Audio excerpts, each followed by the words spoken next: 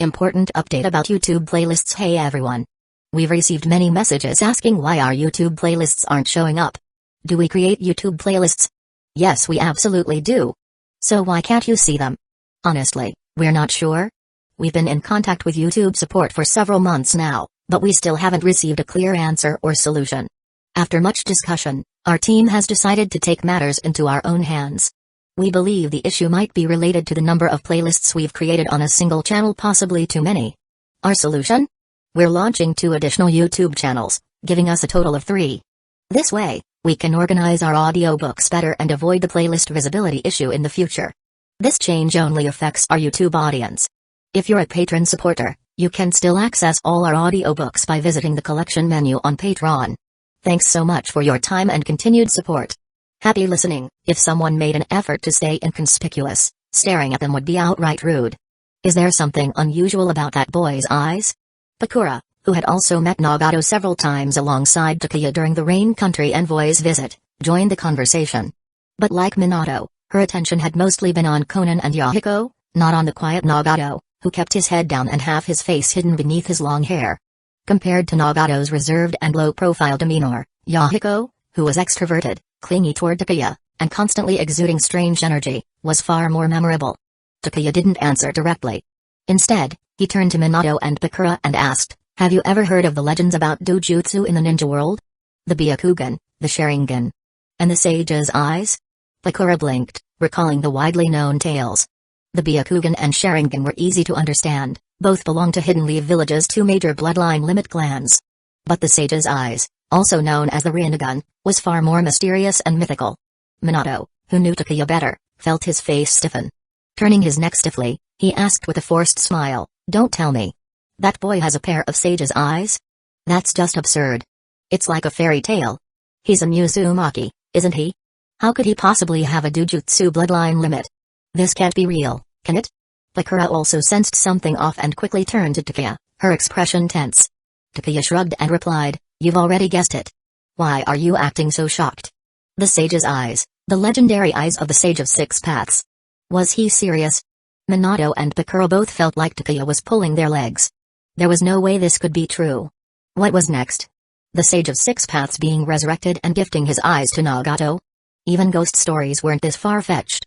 All I'll say is, the Sage's Eyes aren't exclusive to the Sage of 6 Paths. I wasn't certain before, but now I am. Takuya didn't care whether Minato and Bakura believed him. Then those Sage's Eyes. Minato felt a chill run down his spine, as if he'd accidentally stumbled upon a terrifying secret. They're definitely not Nagato's own. Someone must have placed them in him. Even the Sage's Eyes need nurturing, and an Uzumaki, known for their strong life force and immense chakra, would be the perfect host. Takuya paused briefly before continuing. While the eyes don't belong to Nagato, nurturing them for a long time would allow him to harness some of their power. That's why I said Hanzo wouldn't be the real threat to the Akatsuki. The true danger is the person who implanted the Sage's Eyes in Nagato. In just a few minutes, Minato felt his worldview shatter. Things he had believed to exist only in legends were now suddenly very real. When did you figure all this out? Minato tried to piece everything together. He remembered being present the first time Takuya met Nagato, but after that, they hadn't seen the boy for quite a while. If the meetings had been so infrequent, how could Takuya have uncovered such a significant secret? Now it made sense why Nagato always kept his head down, his movements reserved, and his face half hidden by his hair. Minato had assumed it was because of trauma, that Nagato's experiences had made him introverted and shy. Turns out, it was to conceal a secret. It was. Probably. Feigning deep thought, Takuya dragged out the moment before casually saying, "I noticed it the first time we met." Minato. I'm such an idiot. Seriously. What about the power of the Sage's Eyes? Bakura, like Minato, was now tense. If the Sage's Eyes truly existed and had belonged to the Sage of 6 Paths, their power had to be unimaginable. Well, probably. Strong enough to wipe out the 5 great shinobi villages. Given the capabilities of the Rinnegan, that wasn't an exaggeration. Whether it was the Rinnegan or the Tenseigan, both had the potential to accomplish such a feat. Of course, the artificial Tenseigan created on the moon didn't count, that was an anomaly. The Tenseigan, beaten by a half-Kurama Jinchuriki, was embarrassing, to say the least. Yet under normal circumstances, the Tenseigan was even more destructive than the Rinnegan. Was it a plot contrivance? Absolutely. If it weren't, the protagonist would have been dead in minutes. Regardless of narrative logic, Both the Rinnegan and Tenseigan granted their users enough power to dominate the 5 great shinobi villages. At least, with the current state of affairs, that was true. The exception was Sasuke's Tomoe Rinnegan, which didn't count as it was artificially created. Hiss. The sound of both Minato and Pakura sucking in a sharp breath filled the room, accompanied by their wide-eyed, stunned expressions. To possess enough power to crush the 5 great shinobi villages, it was incomprehensible. Takuya struggled to keep a straight face as he watched their reactions. Minato had a bit of a consolation prize in later years, where he could still have some highlights. But Pakura? In the original story, she was reduced to a mere cameo, only brought back through Edo Tensei to be a glorified extra. Calm down. The stronger the power, the greater the cost to use it. Even if Nagato has the sage's eyes, they're far beyond his ability to fully control, unless he's willing to sacrifice his life. Or unless someone forces him into a situation where he has no choice but to risk his life. Wait a second. Suddenly, Takuya slapped his thigh, startling Minato and Pakura. What's wrong? No time to explain. Minato, go catch up with the Rain Country's envoy. Stop Yahiko, Konan, and Nagato and have them wait for me. I need to talk to them. Got it. Without hesitation, Minato bolted out of the room to intercept the group. And me? Pakura pointed to herself, awaiting instructions. Go notify the representatives from Hidden Sand Village, Hidden Mist Village, Hidden Stones Village, and Hidden Clouds Village. Tell them to head to the Hokage's office, the same meeting room as before. It's time to discuss the intel on perfect Jinchuriki. Oh, and don't forget Hidden Waterfall Village. Though Hidden Waterfall Village was a small village, even small contributions mattered. No matter how insignificant it seemed, squeezing out resources from Hidden Waterfall Village was still worthwhile. Chapter 530, The price is acceptable, but resources are truly a challenge, all right. Pakura immediately left to notify the representatives from the villages Takuya mentioned, while Minato swiftly departed Hidden Leaf Village to intercept the envoy. Takuya had initially planned to remain reactive, especially concerning the looming war. However, after his conversation with Minato and Pakura, he realized there was no need to stay passive. He could turn the tables and take the initiative. This included pulling Nagato out of the vortex of manipulation he was caught in. Of course, for his plans to work, he needed the cooperation of Konan, Yahiko, and most importantly, Nagato. As for the representatives from the major shinobi villages, Takuya hoped they would wrap things up quickly and leave, which would make his next steps easier to execute. To his surprise, they responded far quicker than expected. Representatives from the 5 major villages, along with Hidden Waterfall Village's envoy, who was mainly there to deliver benefits, once again gathered in the Hokage's office meeting room. Tsunade, informed of the gathering, didn't intervene. Since she had delegated the matter entirely to Takuya, she wasn't about to interfere now. Besides, the terms Takuya set were bold and demanding enough to make her hesitate. Meanwhile, on the road to the Land of Rain, the daimyo's entourage was moving at a sluggish pace. The presence of the daimyo, along with many non-combatants, significantly slowed their progress. Minato quickly intercepted the group. Who's there? At the first sign of movement, the Akatsuki trio, assigned to protect the daimyo, immediately went on high alert. Assassin. Nagato's warning rang out, and the daimyo's guards unsheathed their weapons, scanning the surroundings with the vigilance of cornered animals. Minato, who had yet to reveal himself, was briefly at a loss. He had planned to announce himself, but Nagato had already sensed him first. No wonder they call it the Sage's Eyes. Such perception was beyond the capabilities of ordinary shinobi. Apologies, everyone. I mean no harm. To avoid further misunderstandings, Minato stepped out of the forest. Seeing the familiar figure of Minato Namikaze, the so-called yellow flash of Hidden Leaf Village, Nagato and the others visibly relaxed. Even the daimyo, hiding nervously inside his carriage, lowered his guard. After offering an apology to the daimyo, Minato approached the Akatsuki trio. Takuya asked me to stop you. He has something important to discuss with you. Teacher wants to see us? Konan's face lit up with joy, unable to hide her excitement. She had been reluctant to leave in the first place, and now that Takuya was seeking them out, the chance to see him again filled her with happiness. If teacher wants to meet us, of course we'd be willing. But we still have a mission. Yahiko, laughing heartily, quickly found himself in a dilemma. Their current task was to ensure the daimyo's safe return to the Land of Rain. Please wait. I'm sure Takuya will arrange for a solution. Minato assured them. Understanding the situation, Minato left behind a kunai marker before disappearing in a yellow flash, heading back to Hidden Leaf Village to inform Takuya. At the same time, Takuya had already arrived at the Hokage's office. Are there any skilled jonin available right now? What's going on? Tsunade, caught off guard, frowned. Wasn't Takuya supposed to be in the meeting room? Why was he here, asking about available jonin? Takuya quickly explained his encounter with Konan, Hueco, and Nagato and why he needed someone to escort the daimyo. I need to speak with those three about something important. I'll explain everything to you tonight. For now, can you assign someone to escort the rain daimyo back safely? Sensing the gravity of the situation, Tsunade didn't ask further questions and said, alright. I'll send Maruzama Kasuke, he's available and doesn't have any current assignments. Perfect? Though officially a geinin, Maruzama Kasuke's strength far exceeded that of a typical jonin. His presence would ensure the mission's success. You handle the arrangements. I'll head to the meeting room. With that, Takuya left for the meeting. Tsunade had the Anbu summon Marubushi Kasuke. Coincidentally, Minato arrived at the Hokage's office at the same time. After briefing Kasuke on his mission, Minato accompanied him to the daimyo's group and brought Konan, Hueco, and Nagato back to Hidden Leaf Village. Though Hidden Leaf Village had temporarily taken away the daimyo's bodyguards, they had assigned an elite jonin for his protection. The daimyo had no complaints, in fact, he seemed quite pleased. This was largely thanks to Minato's intentional exaggeration, introducing Kasuke as one of Hidden Leaf Village's elite jonin. If the daimyo had known Kasuke was technically a geinin, his reaction might have been less enthusiastic. Well, everyone, have you decided on the terms I proposed? Takuya wasted no time upon entering the meeting room, cutting straight to the point. He had more pressing matters to deal with and couldn't afford to linger. Lord Takuya, could the terms be slightly adjusted? The Hidden Waterfall Village representative stepped forward, practically on the verge of tears. Hidden Waterfall Village is just a small village. Even with the daimyo's support, our finances are stretched thin. A 100 million ryo is too much for us to handle. Were they coerced into saying this? Or can Hidden Waterfall Village genuinely not afford it? Takuya glanced at the others. Chio, Yagura, and Kitsuchi all appeared calm and indifferent, showing no signs of involvement. I've already made it clear, there's no bargaining. If your village doesn't think the intel on perfect Jinchuriki is worth the price, I won't force you. Take it or leave it. Once he opened the door to negotiation, the other villages would seize the opportunity to push the price down further. Takuya would rather lose a buyer than engage in a price war.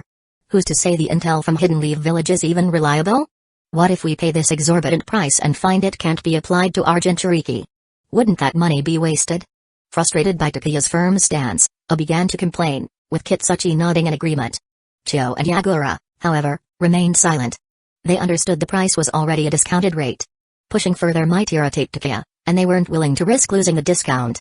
Clearly, Hidden Stones Village and Hidden Clouds Village had coordinated behind the scenes, possibly even roping in Hidden Waterfall Village. But Takuya wasn't biting. I'll say it again, the price is non-negotiable. If it feels too steep, we can end this here. Alternatively, if you're willing to sign a non-aggression treaty with Hidden Leaf Village, I'll cut the price in half immediately. Kitsuchi. Sign a treaty? What a joke. We're preparing to attack Hidden Leaf Village, and you want us to sign a non-aggression pact? That would ruin our reputation. As for whether the intel is valuable, that's for you to decide. Jinchuriki, like any shinobi, vary in potential.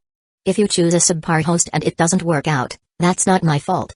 The same resources can make one person a Kage-level powerhouse while leaving another stuck as a geinin or chunin. We're all adults here, don't act like children. We're just haggling, do you have to call us childish?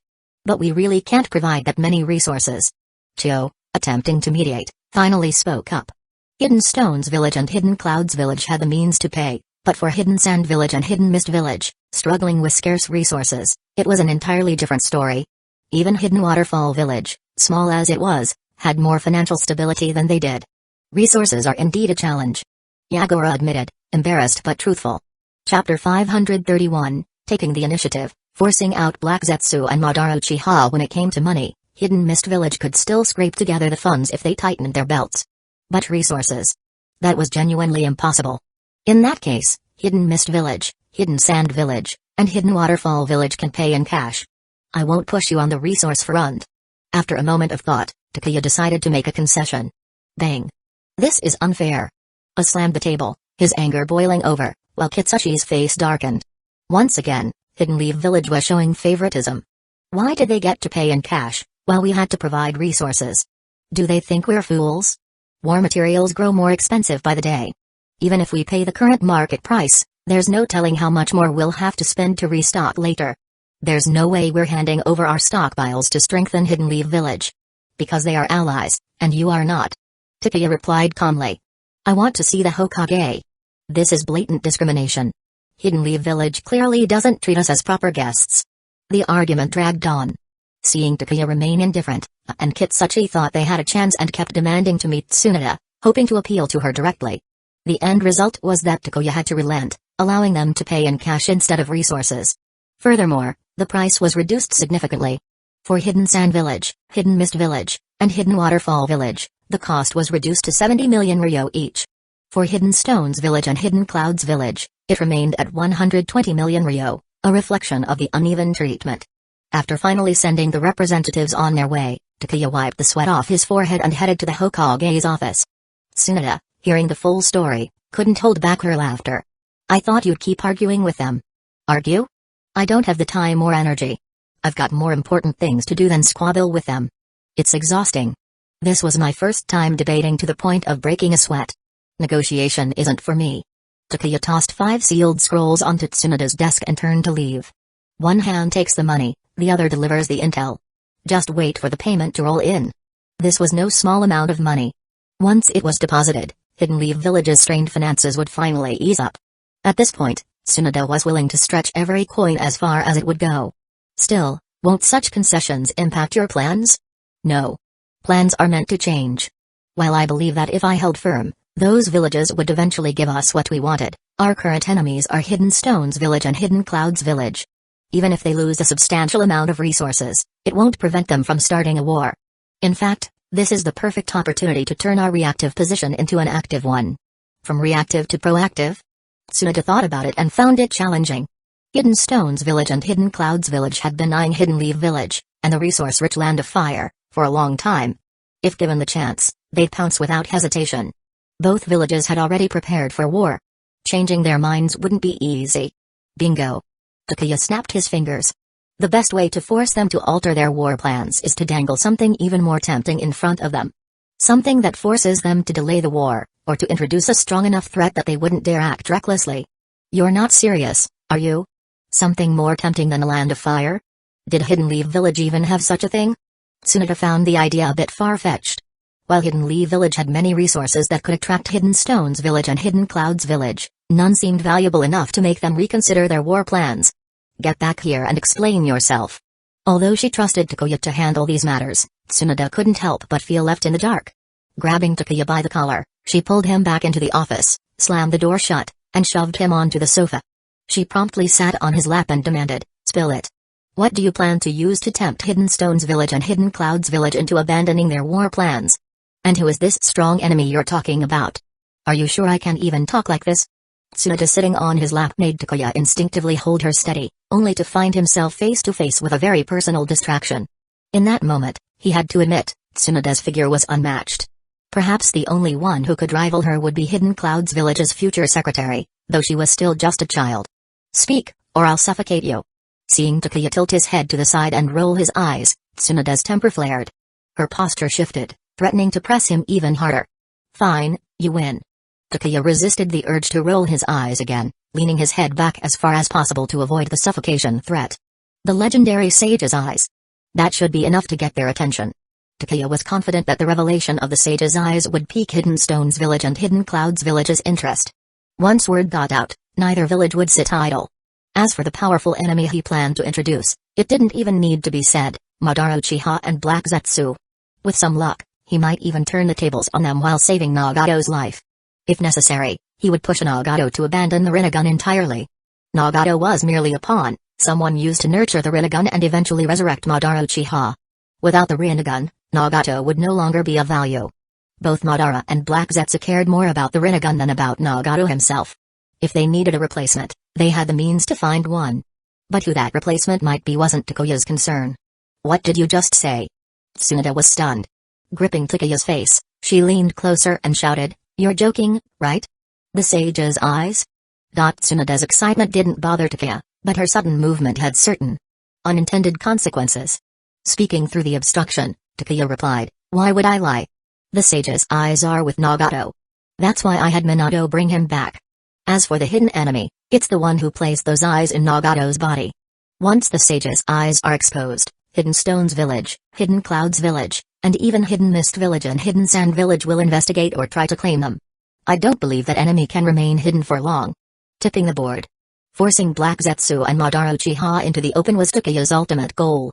He was curious, if the Rinnegan's existence were made public, would they panic? What kind of ripples would this revelation send through the shinobi world? Tsunada's head was spinning from the barrage of information. The sage's eyes weren't exclusive to the Sage of Six Paths? And someone had hidden such a powerful tool in a mere child of the Uzumaki clan? If the sage's eyes truly existed and were exposed, the ensuing chaos would undoubtedly flush out any lurking enemies. Although she grasped the gist of Takeya's plan, she still felt overwhelmed by questions and uncertainties. Chapter 532, The Sage's Eyes, the final evolution of the Sharingan. Tsunade released her grip on Takeya's face, her expression serious as she leaned closer. Spill it. How do you know all these secrets? And don't you dare tell me it's just a guess. One misstep and her face was right there. Was Tsunade testing his patience this way? Takeya felt distinctly uncomfortable, but he held back his inner frustration, taking a deep breath. I first noticed the sage's eyes during my initial mission to the Land of Rain. Though Nagato always kept his head down and covered half his face with his hair, I still caught sight of them. Then how do you know the sage's eyes don't belong to Nagato himself? Tsunade smacked him firmly, her voice filled with annoyance. Stop dodging the question.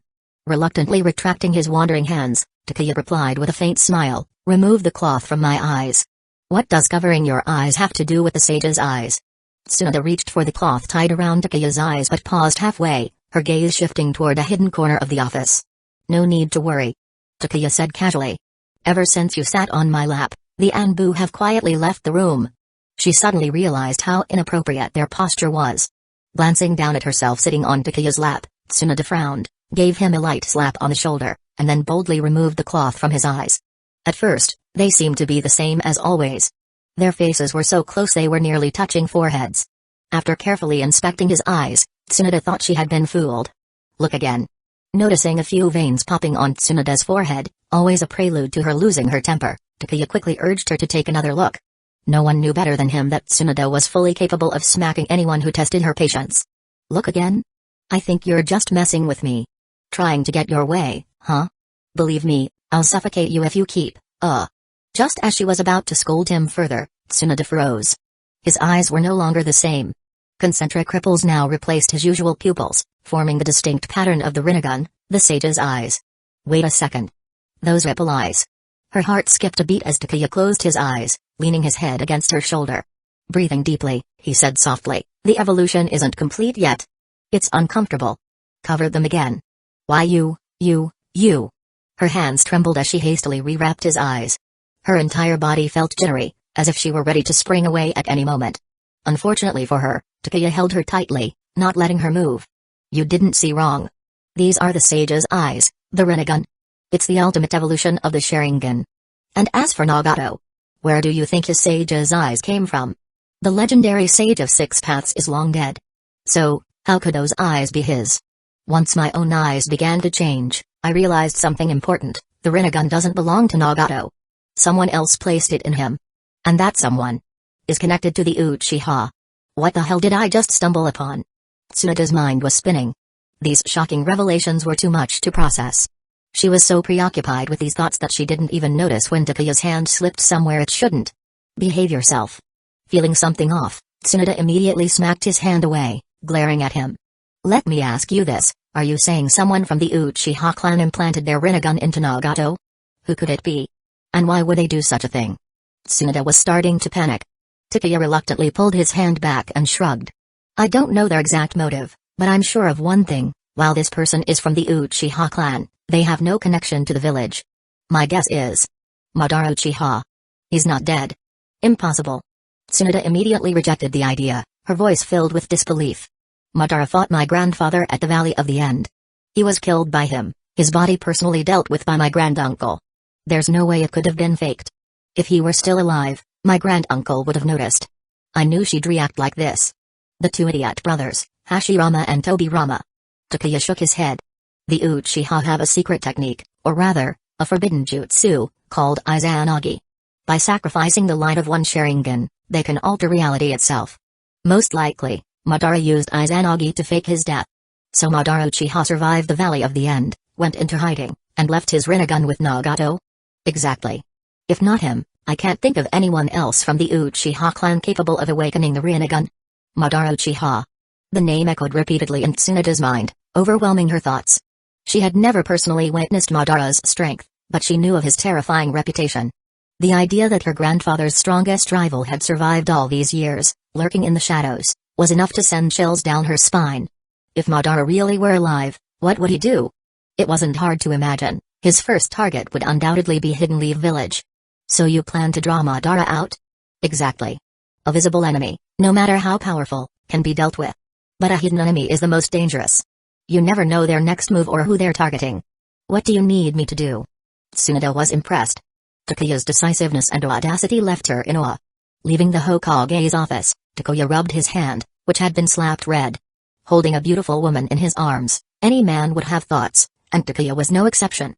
Unfortunately, Tsunoda didn't indulge him. Instead, she slapped him a couple of times. The redness on his hand was evidence enough. Your hand. It's fine. Just a couple of slaps.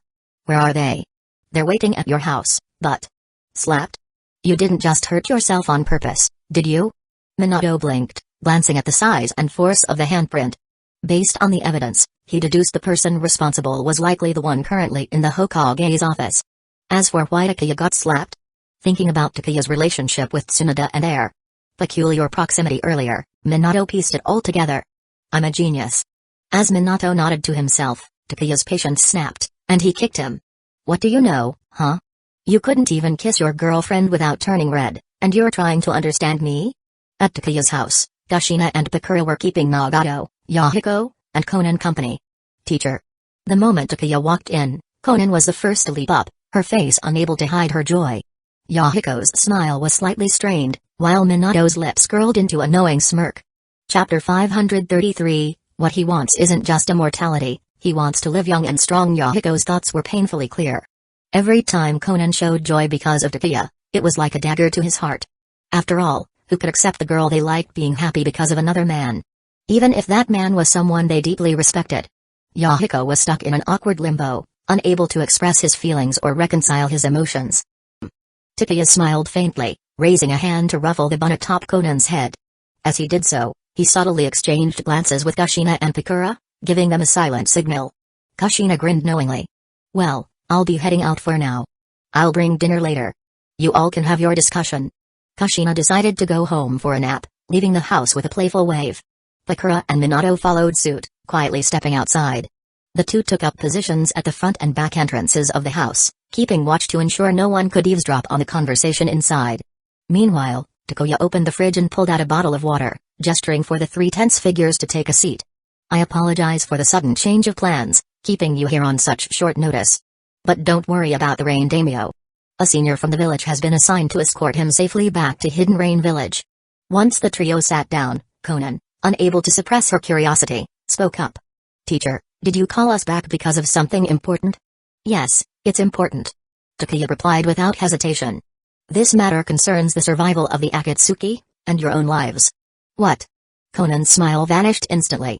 Yahiko shot up from the couch in alarm, and even Nagato, usually composed, couldn't help but lift his head in shock. Takuya waved a hand to calm them. Don't panic. Hear me out first. But before he began, Takuya sent a mental signal to Snowy. Master, don't worry. No one is hiding nearby. I'll keep watching over the area. Snowy, his personal tailed beast, had sensing abilities far surpassing that of a regular Ninetales. After several enhancements, Snowy's capabilities were unparalleled. With Bakura and Minato guarding the visible entrances, and Snowy monitoring covert threats like Black Zetsu, Takuya was confident no one could overhear their conversation. Teacher, is this because of me? Nagato's voice broke the tension. The usually quiet and reserved young man spoke with uncharacteristic urgency. Is it because of my cursed eyes? No matter how powerful the Rinnegan was, Nagato saw it as a curse, a pair of ominous, burdensome eyes that had brought him nothing but pain. Partially. Takuya admitted. He decided there was no need for pretense now. The true owner of those eyes is a very dangerous person. I believe they've been watching you, and possibly all three of you, for a long time. Nagato's face turned pale. Konan and Yahiko exchanged uneasy glances, their expressions filled with dread. I kept you back because I need your cooperation to lure this person out of hiding. An enemy lurking in the shadows is always the most dangerous kind. Takuya's words hit them like a tidal wave. The thought of being watched for years by a powerful, unseen adversary was enough to make their skin crawl. Perhaps you have many questions. Takuya continued. Nagato's eyes are indeed extraordinary. But it's only recently that I've pieced together enough information to understand the full picture. For example, the legendary Sage's Eye, the Rinnegan, is not some divine anomaly. It's simply the final evolution of the Sharingan. Nagato. Yahiko. Conan. Am I crazy, or is the world insane? The Sage's Eye, a mythical power of legend, is just an evolved Sharingan? That's terrifying. Wait, how does teacher even know this? And why is he always covering his eyes? A chilling suspicion crept into their minds.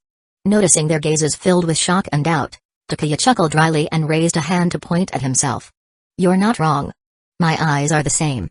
I've been covering them because they've been evolving recently, which is a bit uncomfortable. But it should be over soon. Teacher. Your eyes are also the Sage's eyes? Conan's voice trembled as she struggled to process what she was hearing. Soon, they will be. Takuya said with a faint smile. But unlike Nagato's situation, my eyes don't burden me.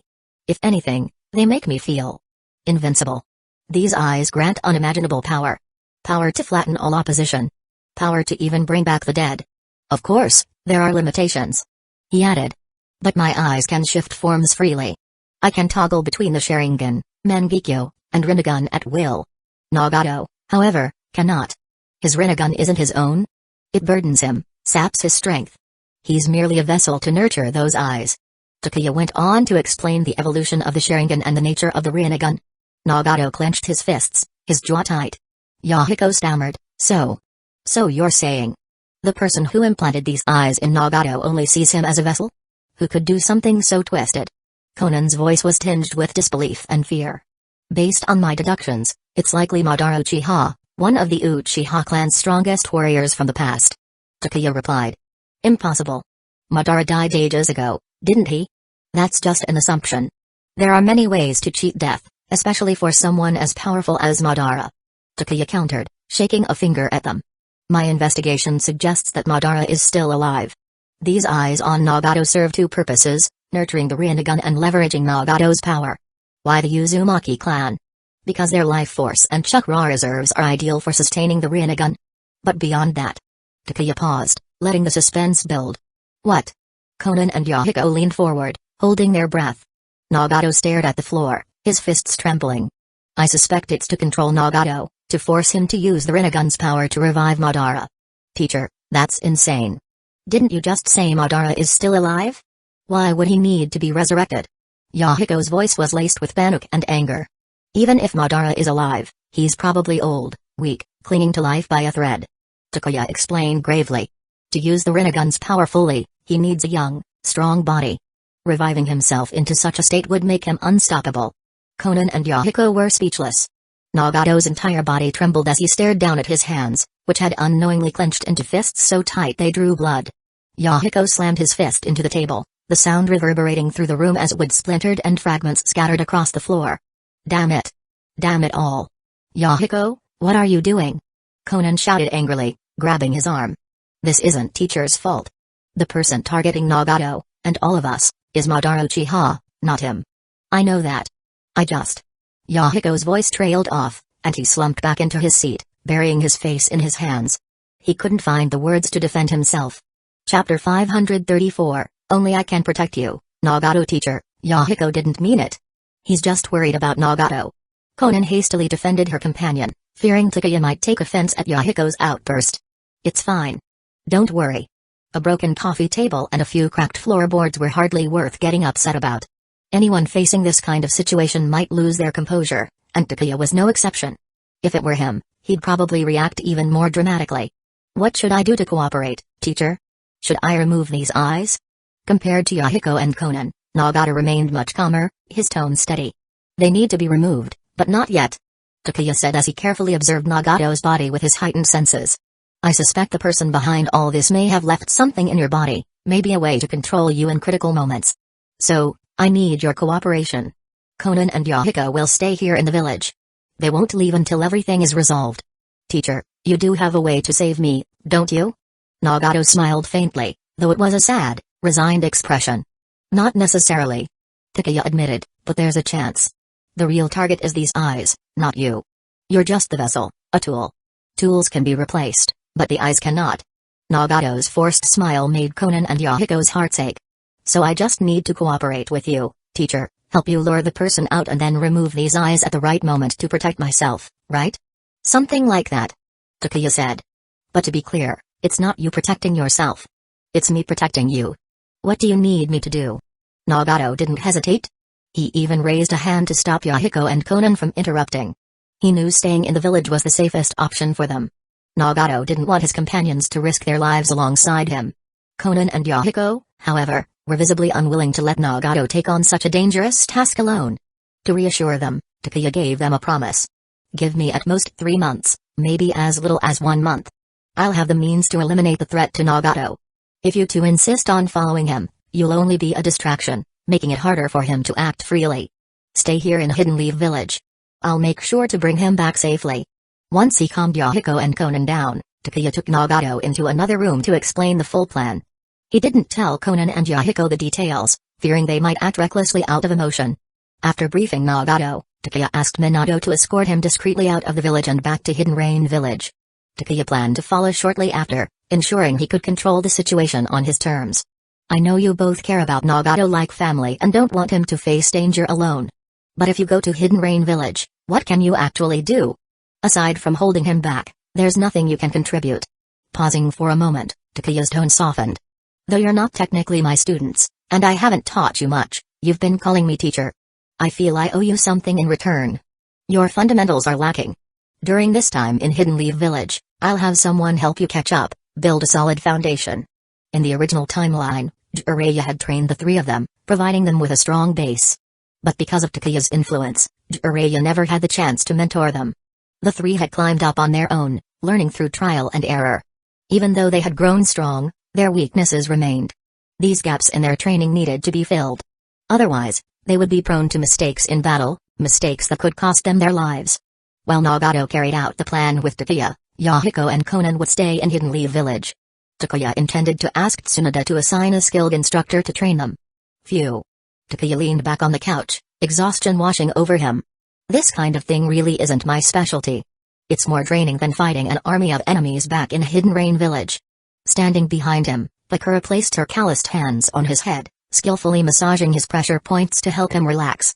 Tsukumo-senpai came by earlier. Bakura said softly. When he heard you were busy, he said he'd come back later. Oh, and Konan will stay with Kushina for now, while Yahiko has already been taken away by Nawaki. Kushina and Konan were both women and would likely find common ground quickly, so Takuya had entrusted Kushina to look after her. As for Yahiko, Takuya handed him off to Nawaki, whose carefree and bold personality was sure to mesh well with Yahiko. He just hoped Nawaki wouldn't drag Yahiko into any mischief, like sneaking into a bookstore to check out those 18-plus books. Do you need me to notify Tsukumo-senpai? Bakura asked. No need. He's already here. I should have known you'd sense him. Tsukumo Hatake stepped into the living room, his gaze flicking between Takuya and Bakura with an odd expression. Bakura had practically turned into Takuya's personal maid. You really know how to enjoy life, don't you? Tsukumo teased with a sly smile. You shameless old man. I seem to recall Kakashi mentioning he didn't want you to grow old alone. Cough, cough. Let's stick to business. Tsukumo was quick to change the subject, not wanting to delve into his personal life. After losing his wife, he had never considered remarrying, choosing instead to dedicate himself to raising his son. Dropping his playful tone, Tsukumo's face turned serious. The Anbu has found Danzo's whereabouts. Where? Takuya immediately perked up. Hidden Rain Village. No one had expected Danzo to appear there, not even Tsukumo. Takuya had been planning to make his way to Hidden Rain Village soon, but it seemed Danzo had beaten him to it. Well, isn't that convenient? Takuya couldn't help but laugh. He had been thinking about hunting down Danzo, but the man had delivered himself straight to the lion's den. Was he seeking an alliance with Hanzo? Or setting up a secret base? Whatever the reason, Takuya decided it didn't matter. If Danzo was in Hidden Rain Village, he would take the opportunity to deal with him once and for all. This old bastard has lived long enough. I think it's time I send him to meet the Sage of Six Paths. Anything else? There's one more thing. Tsukumo said grimly. Orochimaru has been missing from the village for too long. He's exceeded his leave time. The Sannin were notoriously independent, coming and going as they pleased. Under Hiruzen, they'd been allowed to do so without consequences. But Tsunade wasn't as lenient. She wouldn't tolerate Orochimaru wandering off without a valid mission. Orochimaru left the village? Takeya was surprised. No one had informed him of this. He left secretly.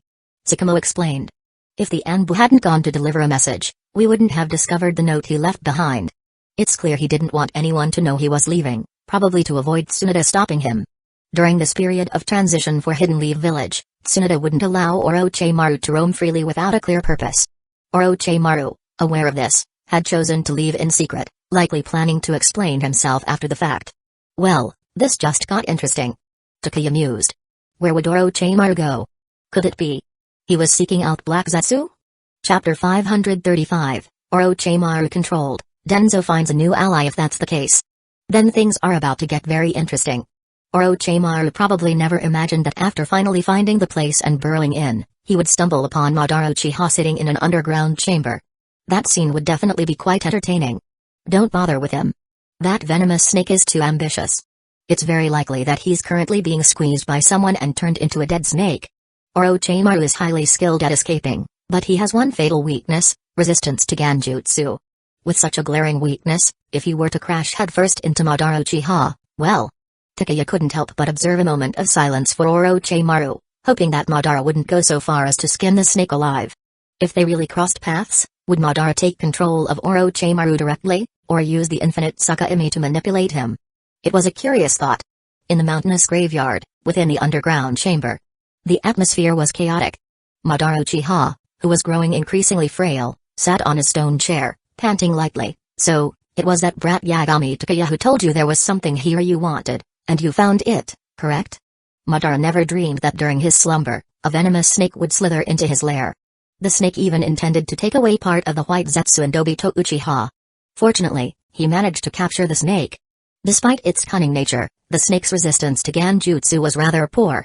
After expending some effort, Madara successfully took control of him.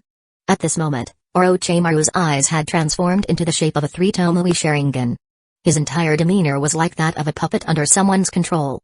Cough, so I've been exposed? Madara couldn't determine how much Takeya actually knew. Was it a coincidence that Takeya discovered this place, or did he truly know a lot of secrets? Had Takeya deliberately sent Orochimaru here to investigate White Zetsu, or was it purely accidental? Even though Madara had taken control of Orochimaru, the snake wasn't easy prey. He kept resisting, and Madara was in an extremely weakened state.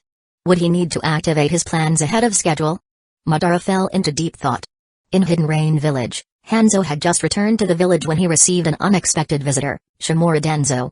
He hadn't expected Danzō, after defecting from Hidden Leaf Village, to show up in the Land of Rain. Considering Danzō's bounty, Hanzo couldn't help but feel tempted. A bounty of 50 million ryo.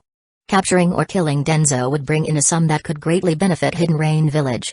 Danzō's high bounty was largely due to his status as a senior figure in Hidden Leaf Village, possessing many of its secrets. Hidden Leaf Village feared Danzō leaking secrets, while other villages wanted to obtain those secrets. This back and forth had caused his bounty to skyrocket. Moreover, it seemed likely that the amount would continue to grow over time. This wasn't something trivial like the bounty on Azuma Sarutobi. Danzō, you actually dared to come to me. Hanzo admitted that he was tempted by the substantial bounty and confident in his ability to claim it. Faced with Hanzo's undisguised greed, Danzō spoke calmly. I came to Hidden Rain Village to propose a collaboration. Work with me, and Hidden Rain Village will receive a massive influx of funds, transforming the disadvantages of this village. This is something that no mere bounty could ever achieve. Danzō was well aware of the value of his head, but he was confident he could convince Hanzo. After all, Hanzo was a cautious man who valued his life. He wouldn't take unnecessary risks without sufficient confidence. Hey! Hanzo sneered, you think I'd believe you? The entire ninja world knows Shimura Danzō is ruthless, someone who would betray and sabotage even his allies. Working with someone like you is extremely risky. Your bounty interests me more. Danzō's reputation needed no explanation, it was already infamous throughout the ninja world. He was aware of this as well, which is why he didn't intend to persuade Hanzo with words alone. Words would mean nothing to someone who didn't trust him. Only actions could demonstrate his sincerity. Quietly, Danzō pulled out a scroll and tossed it to Hanzo before waiting silently. He believed that once Hanzo read the scroll's contents, he would choose to cooperate. What was Danzō up to? Though tempted to cut Danzō's head off immediately, Hanzo knew the man was highly self-preserving. During the Second Shinobi World War, Danzō had survived a prolonged pursuit, proving that he wasn't so easy to kill. After hesitating for a moment, Hanzo finally opened the scroll and began reading. What madness is this? Before long, Hanzo's initially skeptical eyes widened in disbelief as he stared at the calm expression on Danzo's face. You actually dare to research something like this? Aren't you afraid of being hunted down by the entire ninja world? Utter nonsense. Danzo replied coldly, officially, every village prohibits human experimentation. But can you guarantee that no one touches this kind of research? It's just an excuse. As long as it enhances power and brings benefits, any sacrifice is worth it. The research has already made significant progress. If you're willing to join me, it could bring endless wealth to Hidden Rain Village. And endless danger as well, right? Hanzo wasn't a fool, he wasn't so easily deceived. He also feared that if news of this leaked, Hidden Rain Village would be doomed. Should he agree? Profit often comes hand in hand with risk. If he involved himself in this, it would be like boarding Danzo's pirate ship, easy to get on, but nearly impossible to get off. Hanzo's expression darkened as he wrestled with his thoughts. Danzo, meanwhile, waited calmly. He was confident Hanzo would take the bait. Hidden Rain Village was too poor. It lacked manpower, resources, and stability. The internal chaos of the Land of Rain remained unresolved. Hanzo desperately wanted to revive Hidden Rain Village and stabilize the Land of Rain but had no viable solutions. Now that Danzo was presenting him with a potential solution, Danzo didn't believe Hanzo would remain unmoved. Fine. A deal it is. After a long silence, Hanzo finally unclenched his tightly gripped fists, exhaling heavily. He had been tempted, and he had chosen to board the pirate ship. Then we have a deal. I'll arrange for the resources to be transferred, and you'll provide the necessary test subjects. I trust that won't be an issue for you. I'll handle the rest.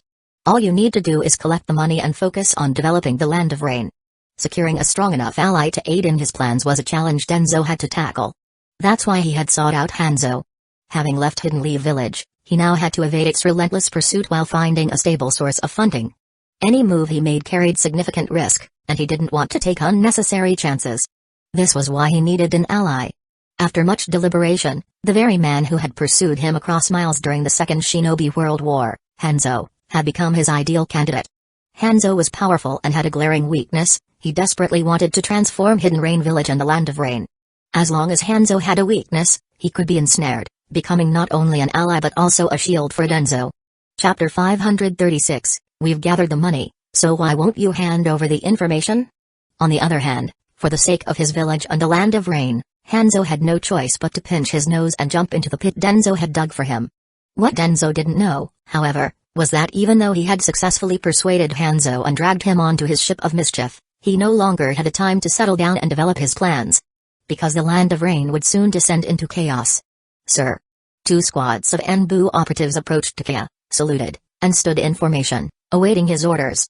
Waving his hand to indicate that formalities weren't necessary, Takeya said, this mission to the Land of Rain is a special, classified operation. We'll need to remain hidden as we advance. Your job is to cover our tracks and scout ahead. Yes, sir. They didn't know the nature of the mission, all they knew was to obey Takeya's orders. If it weren't for Tsunoda needing a strong protector by her side, Sakamo Hatake would have personally led the team to accompany Takeya to the Land of Rain. Takeya, however, didn't agree to Tsunoda's suggestion, feeling it was better for Sakamo to stay in the village for now. With Bakura and Minato accompanying him, he was confident they could handle any unexpected situations. As for Nawaki, who had wanted to tag along, one look from Tsunoda had pinned him firmly in Hidden Leaf Village, leaving him grumbling in frustration. It's been a while since we've gone to the Land of Rain, hasn't it? Minato's voice carried a hint of nostalgia, as if recalling past events in the Land of Rain as vividly as if they had happened yesterday. You're nostalgic for the days when you followed an unqualified teacher, running around and getting dumped at the camp to do chores? Takeya raised an eyebrow at him. Doing chores at the camp? Bakura turned to look at Minato, who had a wistful expression on his face. Minato's smile stiffened as he scratched his head awkwardly. Takeya, can we not talk about this? This is all Jiraiya-sensei's fault. If it weren't for him, I wouldn't have ended up in that situation. Honestly, even the third Hokage is to blame. Whenever he thought about the miserable days of his past, especially the times when he wasn't allowed to form a team with Takeya, Minato felt the urge to curse. Jiraiya deserved criticism, and so did the third Hokage. You weren't always on the same team? Bakura had assumed that Minato and Takeya, given how close they were, had always been on the same team. But that wasn't the case. Takeya chuckled mischievously. I was originally teamed up with Mikoto, while Minato and Nawaki were sort of abandoned. They had no choice but to tag along with us. Eventually, after Mikoto left to join the police force, the three of us were left together. Recounting these memories, Takuya couldn't help but laugh, his laughter filled with a rhythm that made it hard for anyone nearby not to smile. Please, stop. Blushing, Minato covered his face in embarrassment. Jiraiya-sensei actually took me to peep on girls bathing. When we got caught, he ran off and left me behind. It was mortifying. That was definitely a hell-tier black mark in his history. What kind of deranged behavior was that? Ha ha ha. Takuya laughed so hard he doubled over, while Pakura stood there, stunned. Jiraiya had such a glorious history? Although she knew Jiraiya had a reputation for being shameless, she hadn't imagined he would go so far. Not only did he act indecently himself, but he even dragged his student into it. What kind of insane behavior was this? Dragging a disciple to peep, then abandoning him when caught, only someone truly extraordinary could pull off such a move. Ordinary people couldn't match this level of audacity. Minato sighed, covering his face with his hand, wishing he could sever his ties with Jiraiya. After laughing for a while, Takuya clutched his stomach and leaned on Pakura's shoulder for support as he continued. Nawaki had his share of bad luck too. He begged and pleaded with Tsunade, who eventually relented and pulled strings to make him Orochimaru's disciple. But instead of the battles he'd been dreaming of, he ended up helping Orochimaru clean up severed limbs in the lab. Pakura. The ninjas of Hidden Leaf Village really were something else. Wait, she was technically a Hidden Leaf Village ninja now too? Thank goodness she hadn't ended up with such a twisted teacher. Pakura exhaled in relief. Minato wanted to laugh, but he couldn't bring himself to. After all, his own history wasn't spotless. He couldn't mock others and instead mumbled, when it comes to being abandoned and doing chores, Nawaki was the original. His teacher made mine look tame by comparison. While neither teacher was particularly responsible, Minato's comment wasn't wrong. Jiraiya was still slightly more reliable than Orochimaru. Not that Jiraiya had a sudden moral awakening, it was just that his antics weren't as extreme or terrifying as Orochimaru's. At least he avoided giving his students trauma. Instead, he stuck to peeping, reading inappropriate books, and dragging Nawaki along for these escapades. The funny thing is, even though Nawaki was Orochimaru's student, he didn't pick up any of Orochimaru's good traits or skills. Instead, he loved tagging along with Jiraiya to mess around. Tsunade gave them both quite the beatdown over it. I suspect Nawaki's inability to find a girlfriend and settle down is because he spent his youth hanging out with Jiraiya.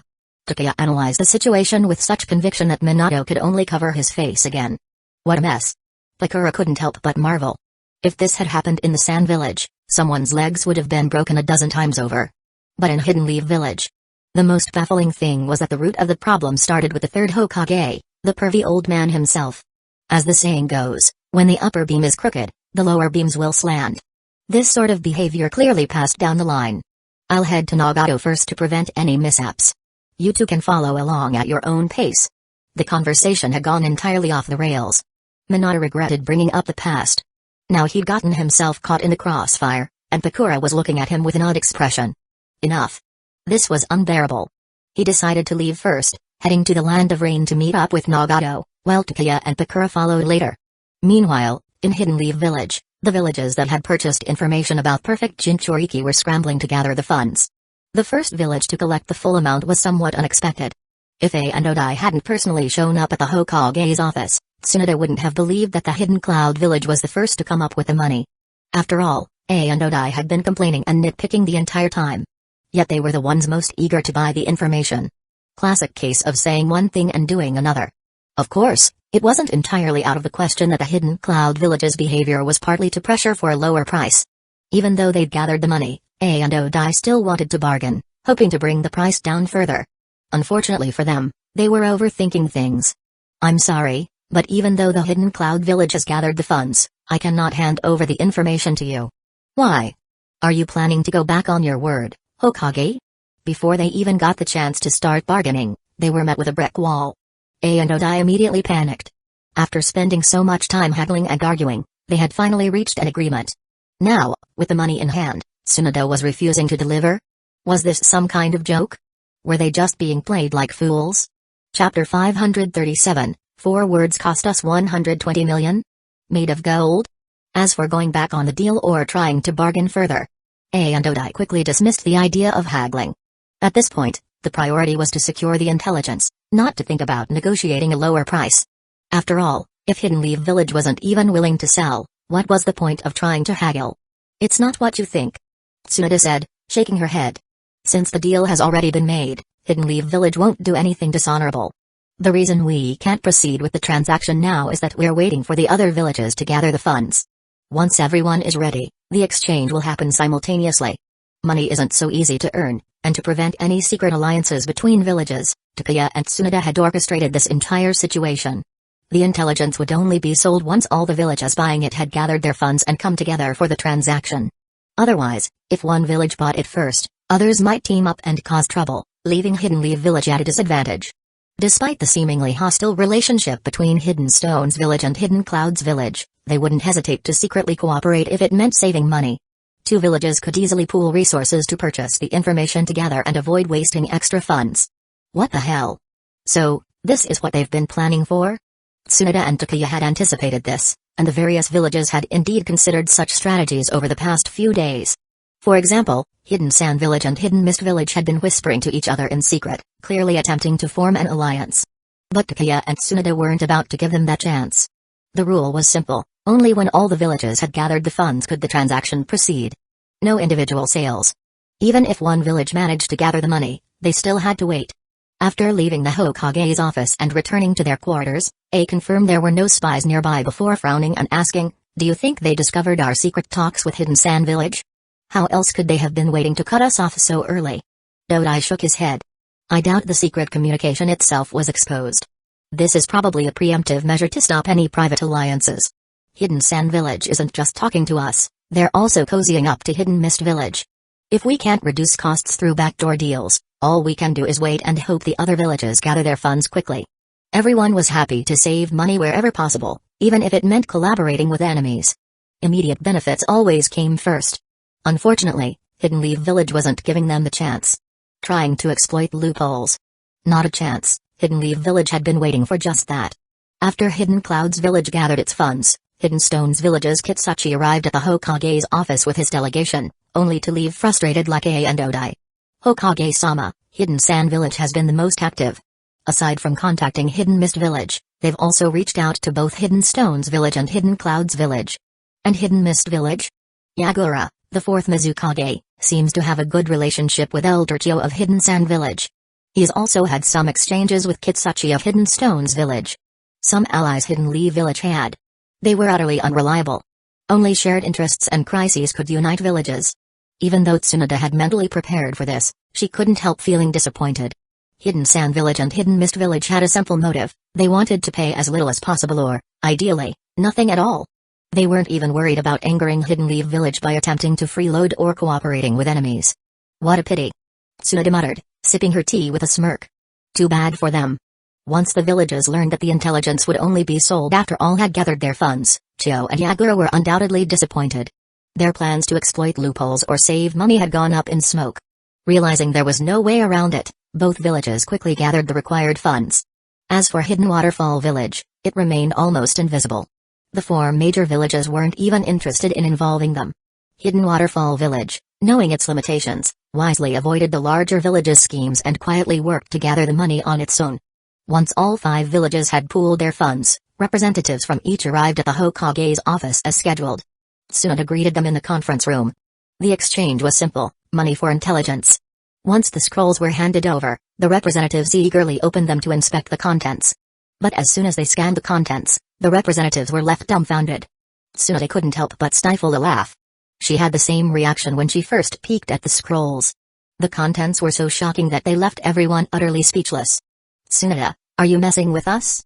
A, with his explosive temper, couldn't help but slam the table. His dark face turned even blacker, and veins bulged on his forehead. What the hell was this nonsense? Intelligence worth 120 million ryo. Integrity, tolerance, compassion, acceptance? What kind of garbage was this? 4 words worth 120 million ryo. A was so furious his nose almost twisted out of shape. The other representatives weren't any better off. Kitsuchi's face darkened as he glared at Tsunade, waiting for a reasonable explanation. Spending over 100 million ryo for 4 words? Even an idiot wouldn't do something so outrageous, yet they had. Chio and Yagura were also dumbfounded. Was Hidden Leaf Village seriously pulling a fast one on them? Yagura quickly glanced at the other scrolls to confirm. Seeing the same 4 words, he felt a brief sense of relief, which was immediately replaced by panic. Hokage, what is the meaning of this? The Hidden Waterfall Village representative almost fainted on the spot upon seeing the 4 words. Spending millions for this? Had they gone insane? Anticipating the backlash, Tsunade raised her hand to explain, there's no need to panic. Hidden Leaf Village wouldn't dare sell intelligence like this without reason. Humphrey, I'd love to hear your explanation. A growled, suppressing his fury as he sat back down. If he weren't in Hidden Leaf Village, where he couldn't risk making a scene, he would have already lost his temper. Selling intelligence like this was highway robbery. 4 words for that much money. Were they made of gold?